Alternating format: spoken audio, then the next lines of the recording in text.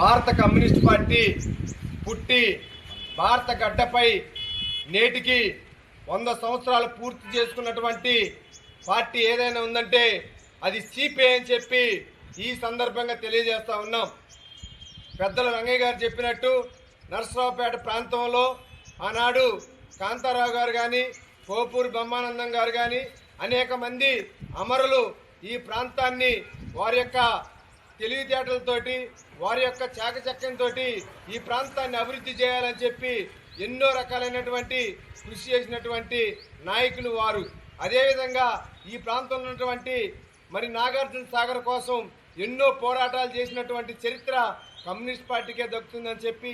ఈ సందర్భంగా తెలియజేస్తా ఉన్నాం. అంతేకాకుండా నరసరావుపేట నియోజకవర్గంలో మౌలిక సదుపాయాలు కావాలని చెప్పి, కాలనీలు కావాలని చెప్పి, పేద ప్రజలకి ఇళ్ల స్థలాలు కావాలని చెప్పి, పట్టాలు కావాలని చెప్పి అనేక కాలనీలు ప్రశాంత్ నగర్ కానీ, లెనిన్ నగర్ కానీ, పెద్ద చెరువు, చంద్రబాబు నాయుడు గారి కాలనీ కానీ, అదేవిధంగా ఎస్ఆర్కేట్ కాలనీ కానీ అనేక ప్రాంతాల్లో బాపరే నగర్ కానీ వీటన్నిటిలో కూడా ఇల్లు నిర్మించినటువంటి చరిత్ర కమ్యూనిస్ట్ పార్టీకే దక్కుతుందని చెప్పి ఈ సందర్భంగా తెలియజేస్తూ ఈరోజు ఈ కార్యక్రమంలో పాల్గొన్న మీ అందరూ కూడా మరొక్కసారి 100 సంవత్సరాల సందర్భంగా శుభాకాంక్షలు తెలియజేస్తూ మరిన్ని పోరాటాలకి ఈ స్ఫూర్తితో ముందుకు కొనసాగుదామని చెప్పి తెలియజేస్తూ నేను ముగిస్తా ఉన్నా.